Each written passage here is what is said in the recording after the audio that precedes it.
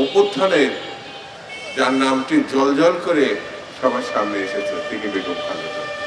বেগম খালেদা জিয়া যখন অসুস্থ বলছেন শুনি মরে মরে মরে না কেন, কি ভয়ঙ্কর কথা, আপনি কি অশ্লীল, কি রুচিহীন একজন মানে ব্যক্তির উচ্চারণ। সে আবার দাবি করত সে নাকি শেখ মুজিবের কন্যা, কখনো পালানো না। বাংলাদেশে একজন মানুষ তার হৃদয়ে জায়গা করেছেন, আরেকজন কিভাবে পালিয়ে এই দেশ ছেড়ে চলে গেছে আপনারা জানেন। বন্ধুরা, সেই জন্য সেই নেত্রীর কথা যিনি বাংলাদেশের নারী শিক্ষার ক্ষেত্রে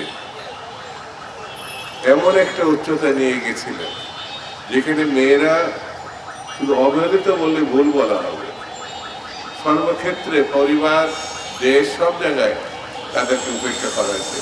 দেশ নেত্রী বেগম খালেদা জিয়া সেই জায়গাটা যেন মুক্তির দূত হিসাবে এই দেশের নারী সমাজের কাছে এসেছে। বিনা বেতনে এদেশের কন্যা সন্তানরা সর্বোচ্চ পড়াশোনা করার সুযোগ পেয়েছিল এই দেশ নেত্রী বেগম খালেদা জিয়া।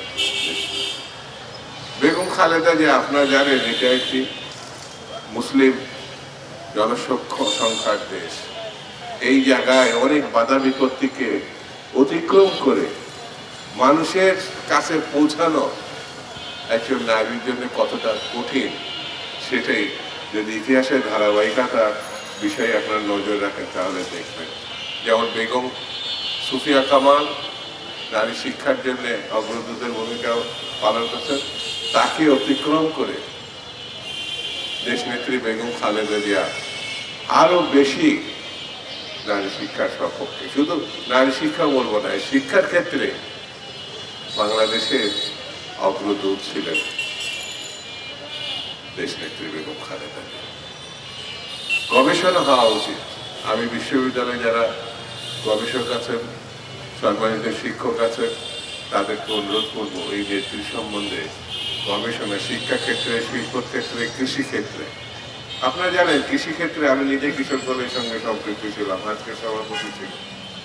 তিনি হুসেন মোহাম্মদ এরশাদের স্বৈরতন্ত্রের বিরুদ্ধে যখন আন্দোলন করছিলেন তখন বলেছিলেন, বারবার বলেছিলেন, এই দেশের কৃষককে ৫,০০০ টাকার সুদসহ কৃষি ঋণ মওকুফ করার জন্য। এরশাদ করে না, কিন্তু বেগম খালেদা জিয়া ৯১ সালে ক্ষমতা আসার পরে প্রথম কাজটা করেছিল কৃষকদের ৫,০০০ টাকা সুদসহ কৃষি মওকুফ করেছে। তিনি এরশাদের অধীনে নির্বাচন করবেন না, কারণ এরশাদ অবৈধ সরকার ছিল, সামরিক সরকার ছিল। সেই জন্য সেই সরকারের অধীনে তিনি নির্বাচন করেননি। সেই সরকারের পতন ঘটিয়েছিলেন ৯০ গণঅভ্যুত্থানে এবং তিনি পরবর্তীতে নির্বাচন করে নির্বাচিত সরকারের প্রধানমন্ত্রী হয়েছেন। তিনি দ্বিতীয় দফায় যে গণঅভ্যুত্থান হয়েছে ২৪-এ, এদেশের ছাত্র তরুণদের আমি তাদের সেলিউট করি, তাদের সম্মান করি, আল্লাহর কাছে প্রার্থনা করি যারা শহীদ হয়েছে আল্লাহ যেন তাদের বেশ নসিব করেন, আর যারা অসুস্থ আছে আল্লাহ যেন তাদের রক্ষা করেন। এই অভ্যুত্থানের যার নামটি জলজল করে সবার সামনে এসেছে তিনি বেগম খালেদা। মুক্তিযুদ্ধের সময় তিনি তার মাসুম দুটো বাচ্চা নিয়ে পাকিস্তানের হানাদার কারাগারে তিনি বন্দী ছিলেন, কিন্তু মাথা নত করেননি, কারণ তার স্বামী এই দেশের আদরের দুলাল, ভালোবাসার মানুষ সেই জিয়া রহমান স্বাধীনতার ঘোষণা করেছেন এবং তিনি এই দেশে রণাঙ্গনে যুদ্ধ করে স্বাধীনতা ছিনিয়ে এনেছেন।